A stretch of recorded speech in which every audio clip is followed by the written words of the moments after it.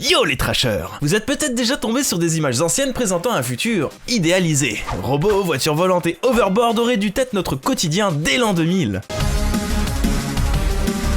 Mais qu'est-ce qui s'est passé? Des attentes disproportionnées portées par des individus d'une époque où les limites n'existaient pas et qui ont donné naissance à des visions complètement folles. Alors ici on parlera pas de tout ce qui touche au steampunk. Vous savez, cette uchronie dans laquelle la vapeur est à la base de toute technologie. Ça reste de la science-fiction imaginée par des personnes de notre temps, même si ça peut être la classe, faut bien l'avouer.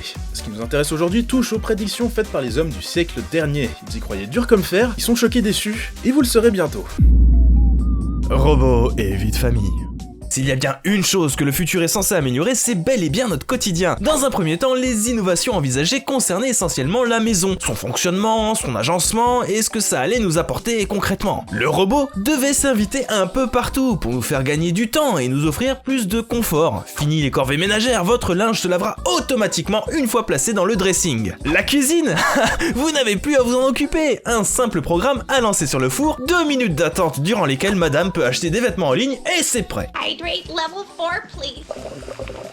La vie de tous les jours apparaît alors bien réglée. Chaque repas est calculé en fonction de son apport énergétique. Des machines contrôlent tous les jours votre état de santé. De même, le travail à la maison semble être l'avenir et le bureau obsolète. Même pour les enfants. Les cours en visioconférence en quasi-autodidacte sont prédits. L'école au sens traditionnel du terme semblant alors vouée à disparaître avec le nouveau millénaire. La seule question qui se pose alors, c'est que faire du temps que la machine va vous faire gagner?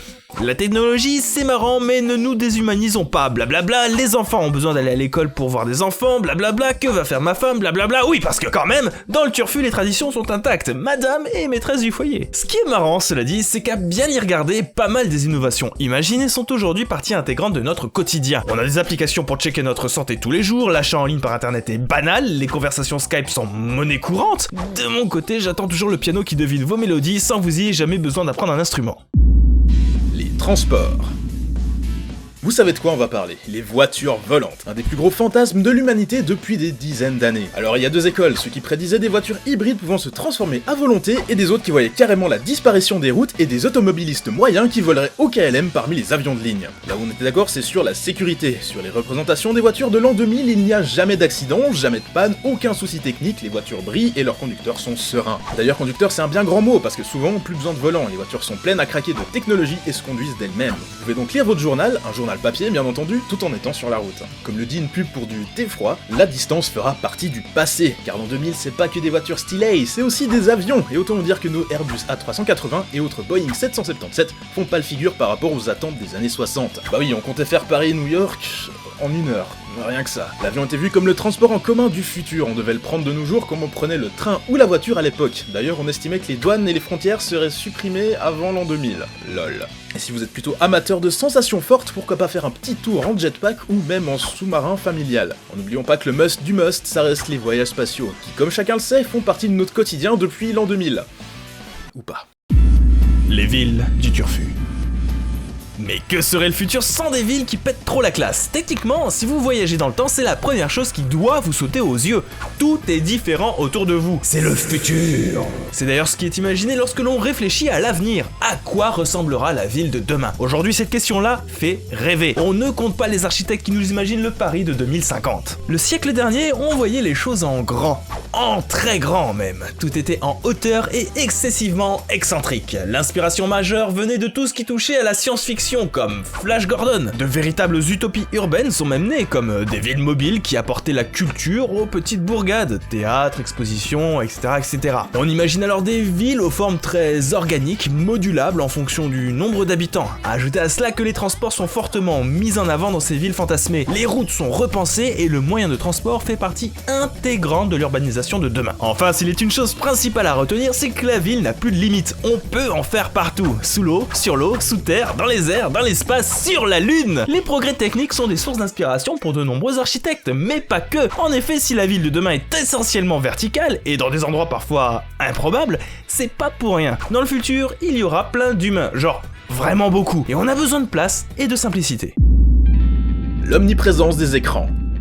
Évidemment, les hologrammes ont une place de choix dans l'imaginaire collectif de l'époque. Faut dire que voir la TV ou le cinéma en 3D, ça fait rêver de ouf. Et je parle pas de la 3D foireuse avec des lunettes que plus personne ne veut. Non, là, les images vous arrivent direct à la figure pour un réalisme des plus saisissants. Vous pouvez même avoir votre petit projecteur d'hologramme perso pour vos besoins personnels. Mais passons, les hologrammes c'est aussi synonyme d'appel où l'on voit son interlocuteur en 3 dimensions. Et ça, à l'époque, ça fait rêver. Coller l'étiquette en 2000 était un vrai argument de vente. On peut noter la campagne de pub de la 2000, la 2000 en français, une TV présentée comme révolutionnaire, vendue à seulement 2000 exemplaires et coûtant $2000. Super subtil.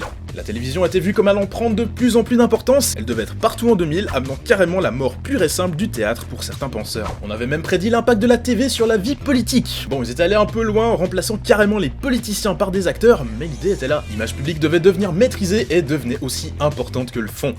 Oh dis maman, c'est à ce parti-là que je vais adhérer. Et c'est sans parler de toutes les anticipations à base de caméras sur la surveillance et la sécurité, mettant un terme à la vie privée. Et pour finir, obligé de parler des smartphones, on s'en passe plus, on a tous la tête dessus, blablabla, on a déjà entendu ça. Pas mal de représentations des smartphones existent dans le passé, boîtier massif à antenne qui peut faire plein de choses en plus d'appeler. Et ce qui est marrant, c'est que nos téléphones sont en fait bien plus puissants que ce qui avait été imaginé, là où d'habitude les prédictions abusent totalement, dans ce cas on peut dire que la réalité a littéralement dépassé la fiction. Les attentes autour du futur.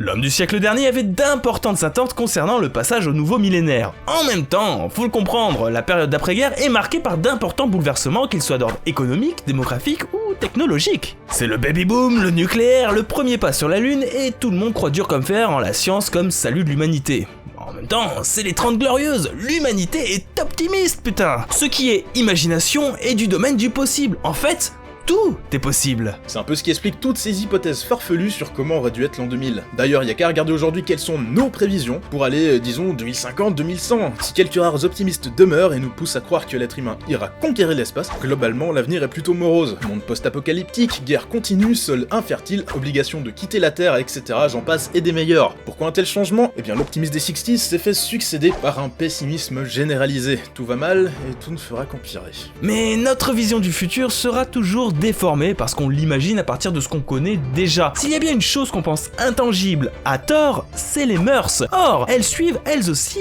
un mouvement. Le futur est à notre portée. C'est à nous de nous en saisir et laisser de côté la peur ancestrale du changement. Ouais, mais rien nous empêche de rêver. Et vous, quelles sont vos attentes pour le turfu ? Perso, j'aimerais bien Zelda Wii U avant 2050. Arrête de te faire du mal, bro.